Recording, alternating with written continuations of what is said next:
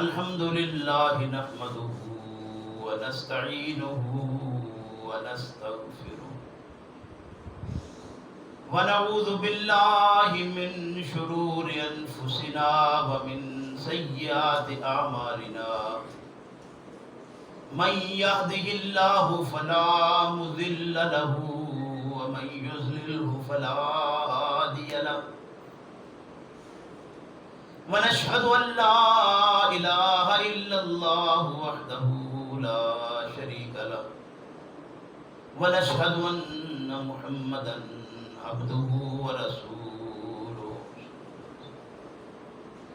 أما بعد فإن خير الحديث كتاب الله وخير الهدي هدي محمد صلى الله عليه وسلم وشر الأمور محدثاتها وكل محدثة بدعة وكل بدعة ضلالة وكل ضلالة في النار فأعوذ بالله من الشيطان الرجيم بسم الله الرحمن الرحيم إلا الذين يصلون إلى قوم بينكم وبينهم ميثاق أو جاءوكم حسرت صدورهم أن يقاتلوكم أو يقاتلوا قومهم ولو شاء الله لسلطهم عليكم فلقاتلوكم فإن اعتزلوكم فلم يقاتلوكم وألقوا إليكم السلام فلما جعل الله لكم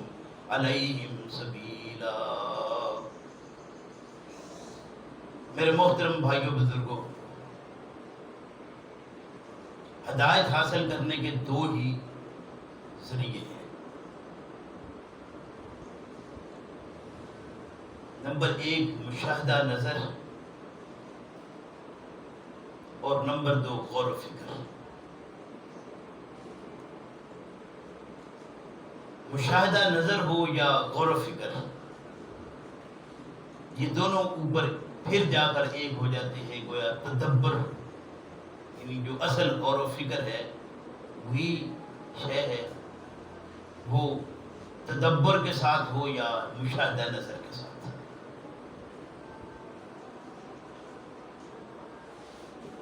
مشاہدہ نظر کیا ہے کہ یہ آسمان و زمین، اس پوری آسمان و زمین کے اندر بسنے والی ہر ایک چیز، یہ سورج کا آنا جانا، یہ شب و روز کا جو سلسلہ ہے، دن اور رات کا جو معاملہ ہے، انسانوں کا دنیا کے اندر آنا ہے، اس دنیا سے جانا ہے، یہ جانوروں کا سارا سلسلہ جو اللہ رب کریم نے چلایا ہے کہ کیسے ان کو خوراک دی جاتی ہے، چارہ کھاتے ہیں، بھوسا کھاتے ہیں، اور پھر بہترین اور خالص دودھ جو تمہیں دیتے ہیں. یعنی ایک ایک چیز ایسے ہی، یہ بھوسا اور یہ چارہ کھا کر تمہارے لیے گوشت کا انتظام ان کے ہاں ہے، اور یعنی بے شمار چیزیں ہیں. یہ سارا نظر کے ساتھ مشاہدہ ہے، انسان کرتا ہے، کر رہا ہے، کرتا ہی رہے گا کہ کوئی نہ کوئی آخر ذات پیچھے اس کے کام کرنے والی ہے. یہ سارا کچھ جو کچھ ہے یہ الل ٹپ نہیں ہے، اس کے پیچھے کوئی ذات کار فرما ہے. اور دوسری بات تھی تدبر کی، غور و فکر کی.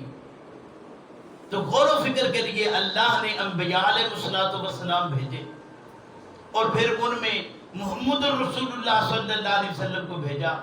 آپ صلی اللہ علیہ وسلم کی پوری زندگی اور آپ پر اس زندگی میں اتری ہوئی یہ کتاب جو آج بھی ہمارے ہاں من و ان موجود ہے، جس پر ہمارا ایمان ہے. یہ ساری چیزیں اگر غور فکر تدبر ان میں کیا جائے تو انسان کی تفہیم ہو جاتی ہے اور حقیقت تک وہ پہنچ جاتا ہے. لیکن بدقسمتی ہماری کہ یہ سارا نظام جو ہمیں نظر آتا ہے، مشاہدے میں جو چیز آنے والی ہے، وہ ہم نے دیکھ کر اندیکھی کر دی ہے کہ کبھی اس طرف سوچے ہی نہیں کہ آخر پیچھے اس کے کوئی کار فرما ذات ہے، وہ کیا ہے اور کون ہے. ہم نے سمجھا کہ بھینس کو چارہ ڈالا، وہ دودھ دیتی ہے، ہم دودھ نکال لیتے ہیں، وہ اس کا ایک سلسلہ ہے، وہ چلتا ہے، وہ بچہ دیتی ہے، پھر اس کا دودھ کا سلسلہ ہے، وہ جل نکلتا ہے۔ یہ صبح ہوتی ہے، شام ہوتی ہے، اور ہماری زندگی تمام ہو جاتی ہے، یہ کبھی اس طرف دھیان نہیں دیا۔ اور اگر دوسری طرف چلے جائیں تو ہمارے اس راہبر اور راہنما نے فتوی ہی پہلا یہ لگا دیا ہے کہ دین میں غور اور فکر نہیں ہے، تعقل اور تفکر۔ اللہ کے بندو، اسلام اصل شے یہ تھی کہ تعقل اور تفکر، عقل و فکر سے کام لیا جاتا، یہ دین ہے، یہ اسلام ہے۔ لیکن یہ عقل یہاں سے اٹھا دی گئی اور یہ دین سارا اس طرح پھیلا دیا گیا کہ یہ بے عقلی والا معاملہ رہ گیا کہ یہاں عقل کو دخل ہی نہیں ہے۔ پھر جس نے کہیں آواز اٹھائی، سارے مل کر اکٹھے ہو گئے، جتنے اختلافات تھے ان سب کو چھوڑا اور اس پر ایک فتویٰ ڈال دیا، یہ عقل پرست ہے۔ اللہ ہمیں سمجھ کی توفیق عطا فرمائے۔ کسی کو عقل پرست کہہ کر عقل کی تصحیح کی جاتی ہے یا اس کی تعریف کی جا رہی ہے؟ یعنی بندہ سوچے کہ یہ جملہ جو ہم بولتے ہیں، جملہ کسا جاتا ہے عقل پرست، تو یہ جملہ کسنا عقل کی تصحیح ہے یا عقل کی تعریف ہے؟ اور قرآن کریم نے ایک بار نہیں بار بار یہ کہا ہے کہ افلا تعقلون، افلا یتدبرون، تم تدبر کیوں نہیں کرتے، تم غور کیوں نہیں کرتے، تم عقل سے کام کیوں نہیں لیتے؟ پھر ایک جگہ پر تو حد کر دی، فرمایا جہنمی کہیں گے کہ میں اگر عقل سے کام لیتا، نسمعو او نعقل ما كنا فی اصحاب السعیر، کل دنیا میں رہتے ہوئے اگر عقل و فکر سے کام لیتا، قرآن کو سن کر اس کو کوئی عقل میں جگہ دیتا، آج میں اصحاب سعیر میں سے نہ ہوتا۔ گویا عقل سے کام نہ لینا جہنم میں جانے کو ترجیح دینے پر ہے، ان کے مترادف ہے۔ لیکن افسوس اس بات پر کہ ہمیں اسی پر لگا دیا گیا ہے کہ نہیں جی دین میں عقل کا دخل نہیں ہے۔ اللہ سمجھ کی توفیق عطا فرمائے۔ فرمایا کہ اے پیغمبر نبی کریم صلی اللہ علیہ وسلم نے قوم کو یہ بات بتائی ہے۔ اللہ رب کریم فرماتے ہیں الا الذین یصلون الی قوم بینکم وبینہم میثاق، کہ تم عقل و فکر رکھتے ہو، مخالفت اپنی جگہ پر، لیکن تمہارا کہیں آپس میں معاہدہ ہو گیا ہے کہ ہمیں جنگ نہیں کرنا، اور کوئی آدمی جاتا ہے ان لوگوں کے پاس جن کے ہاں تمہارا معاہدہ ہے، کہ تمہارا معاملہ ہے کہ تمہارا اسلام کے ساتھ معاہدہ ہو چکا ہے، جنگ نہیں ہوگی۔ الا الذین یصلون الی قوم بینکم وبینہم میثاق، تمہارا ان میں آپس میں میثاق ہو چکا ہے کہ ہماری جنگ نہیں ہوگی، ہم نے لڑنا نہیں ہے، قتال ہمارے ہاں نہیں ہوگا۔ او جاؤکم حاصرت صدورہم، یا وہ آئے تمہارے پاس کہ اس کا جو دل ہے نا وہ تنگ ہو چکا ہے، اس کا سینہ تنگ ہو چکا ہے، وہ دل برداشتہ ہو چکا ہے۔ کس بات سے؟ وہ کہتا ہے کہ یقاتلوکم او یقاتلو قومہم، نہ تو وہ تم سے لڑنا چاہتا ہے نہ اپنی قوم سے، اگر وہاں جاتا ہے تو تمہارے ساتھ ان کی جنگ ہے، وہ لڑنے پر مجبور ہے۔ اگر آپ کے ساتھ آئے تو تمہارے ساتھ جب وہ جنگ کرتے ہیں تو تم ان کے ساتھ لڑو گے، تو وہ اپنی برادری کے ساتھ جا کر لڑے گا، نہ برادری سے لڑنا چاہتا ہے، نہ رسول اکرم صلی اللہ علیہ یعنی مسلمانوں کے خلاف جنگ میں کھڑا ہونا چاہتا ہے۔ وہ کرے کیا؟ مرے آخر کیا کرے؟ فرمایا وہ ان کے پاس چلا جائے یا نیوٹرل ہو جائے۔ مسلمانوں کو کتنا عقل اور فکر کی دعوت دی ہے۔ فرمایا کہ وَلَوْ شَاءَ اللَّهُ لَسَلَّطَهُمْ عَلَيْكُمْ فَلَقَاتَلُوكُمْ۔ دیکھو اللہ کا احسان اپنے اوپر سمجھو کہ اگر وہ اپنے لوگوں میں رہتا جن کے ساتھ تمہاری جنگ ہے تو یہ تمہارے اوپر مسلط ہونے والوں میں آ جاتا، ان کے ہاں افرادی قوت بڑھتی۔ یہ بھی اللہ کا فضل سمجھو، وہاں سے بھی نکل آیا ہے، آپ سے جنگ نہیں کرنا چاہتا ہمارے یہاں کیا ہے کہ دشمن کا بندہ ہے پکڑ لو. اب یہ دشمنی ہے نا ہماری. ہمارا تو خاندان کا کوئی تعلق بنے نہ بنے, جہاں سے کہیں سے ملے چھری رکھ دیتے ہیں.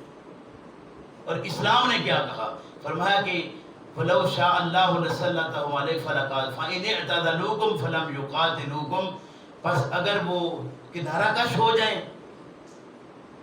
فَلَمْ يُقَاتِلُوكُمْ, پس وہ تم سے لڑائی نہ کریں, وَأَلْقَوْا إِلَيْكُمُ السَّلَامَ, اور تمہاری طرف صلح کا پیغام بھیجیں کہ ہم نہیں لڑنا چاہتے, ہم نہیں جنگ چاہتے, ہم خرابی نہیں چاہتے, ہم امن چاہتے ہیں, ہم سکون چاہتے ہیں, ہم جھگڑا نہیں چاہتے, تو ان کی بات کو تسلیم کر لو. یہ مسلمانوں کو پیغام ہے اللہ کی طرف سے, محمد الرسول اللہ صلی اللہ علیہ وسلم کے ذریعہ سے. اگر اس پیغام کو سن کر پھر ایک کان سے نکال کر سن کر دوسرے سے نکال دیا, تو سمجھ لو کہ اللہ کی تعلیمات کو چھوڑنے کا جو نتیجہ ہے, محمد الرسول اللہ صلی اللہ علیہ وسلم کے پیغامات کو, آپ صلی اللہ علیہ وسلم کے کام کو, کردار کو چھوڑنے کا جو نتیجہ ہے, وہ جہنم کے سوا کچھ نہیں ہے. اور یہ زندگی عارضی ہے, یہ ختم ہو جانے والی ہے. اس لیے یہ بات سمجھ لیجیے اور اپنی جگہ دیجیے اس کو. فرمایا کہ فَإِنِ اعْتَزَلُوكُمْ فَلَمْ يُقَاتِلُوكُمْ وَأَلْقَوْا إِلَيْكُمُ السَّلَامَ فَمَا جَعَلَ اللَّهُ لَكُمْ, بس نہیں بنایا اللہ نے تمہارے لیے, علیہم, اوپر ان کے سبیلا, کوئی ایسی راہ نکالنا کہ نہیں تم کہو کہ نہیں ہم جنگ ہی کریں گے, ہمیں لڑائی ہی کرنا ہے, ہمیں تو ان کے ساتھ مل کر نہیں بیٹھنا, ہم تو قریب ہو ہی نہیں سکتے. کیا ہو گیا ہے میرے بھائی, یہ تو قتل و غارت کا معاملہ, اور اخیر تک چلا جائے پھر بھی انسان مل بیٹھتا ہے. لیکن اگر چاہے مل کر بیٹھنا تو, لیکن چاہے نہیں مل بیٹھنا. آپ دیکھیے پیغمبر کا کردار صلی اللہ علیہ وسلم کا. آپ صلی اللہ علیہ وسلم کے چچا حمزہ کا کلیجہ صرف نکالا نہیں گیا, چبایا گیا. پیغمبر اسلام صلی اللہ علیہ وسلم کے ساتھی, آپ کے چچا کے ساتھ یہ ظلم ہوا, اور اس کے نتیجہ میں جب مکہ فتح ہوا, پیغمبر نے اعلان کیا تھا صلی اللہ علیہ وسلم نے. اپنی ذات کی اگر بات تھی, یہ تو تھا برادری اور خاندان. لوگ کہتے ہیں کہ اپنی ذات ہونا تو بندہ برداشت کرتا ہے, یہ میرے برادری کے ساتھ مسئلہ ہے. اب برادریوں کی جنگ تھی. اپنی ذات کا جو معاملہ تھا رسول اکرم صلی اللہ علیہ وسلم کا, پیشانی لو لوہان ہے, فرشتہ آ جاتا ہے, حکم دیجئے. بڑی بڑی بستیاں پہلے بھی الٹائی ہیں, آپ حکم کیجئے اس بستی کو الٹا کے رکھ دیں. ادھر سے پیغمبر ہاتھ اٹھا کر جھولی پھیلا کر دعائیں کرتے ہیں, اللہ مت دیکھو. اور بات اگر سلام کی آتی ہے, سلامتی کی, تو سن لیجئے. اللہ کے پیغمبر صلی اللہ علیہ وسلم اپنے ایک ساتھی کے پاس ہاتھ پکڑتے ہیں, نماز کے بعد ہاتھ پکڑ کر اس کا دباتے ہیں, اور آپ ارشاد فرماتے ہیں مجھے آپ سے بڑا پیار ہے. مرید تو سارے ہی کہتے ہیں, کہیں پیر بھی یہ کہے تو مزہ ہے, وہاں کوئی معاملہ اور ہے. وہ سوچ سوچ کے آگے سے کہتے ہیں کہ یا رسول اللہ صلی اللہ علیہ وسلم مجھے بھی بڑا پیار ہے آپ سے. فرمایا اچھا چلو پھر اگر میرے سے بڑا پیار ہے نا, تو میں ایک پیغام دیتا ہوں تمہیں, ایک دعوت دیتا ہوں تمہیں, ایک مشورہ دیتا ہوں تمہیں. فرمایا کہ جب سلام پھیرو فرض کا, تو اس وقت یہ دعا کرنا, اللہم انت السلام ومنک السلام وإلیک یرجع السلام تبارک ربنا وتعالیٰ یا ذا الجلال والاکرام. یہ سلام اتنی بڑی شے ہے, سنو کا پیغام عام شے نہیں ہے. یہ سلام کو عام نہ سمجھو, افشوا السلام افشوا السلام افشوا السلام، پھر فرمایا اطعموا الطعام، پھر فرمایا صلو والناس نیام۔ تم آج تہجد کی باتیں کرتے ہو کہ وہ مقام محمود تک پہنچانے والی شے ہے، تو سن لیجئے اس سے پہلے کیا ہے؟ اطعموا الطعام، کھلاؤ کھلاؤ، کھاؤ نہیں، کھلاؤ کھلاؤ۔ اللہ ہمارے اس طبقے کو بھی سمجھ دے، کھلاؤ۔ اور پھر اس سے پہلے 3 بار فرمایا افشوا السلام افشوا السلام، سلام کو پھیلاؤ، سلام کو پھیلاؤ، سلام کو پھیلاؤ۔ اللہ ارشاد فرماتے ہیں وَأَلْقَوْا إِلَيْكُمُ السَّلَامَ، تمہاری طرف وہ صلح کا پیغام بھیج دیتے ہیں۔ فَمَا جَعَلَ اللَّهُ لَكُمْ عَلَيْهِمْ سَبِيلًا، اللہ نے تمہارے لیے کوئی راہ نہیں چھوڑی۔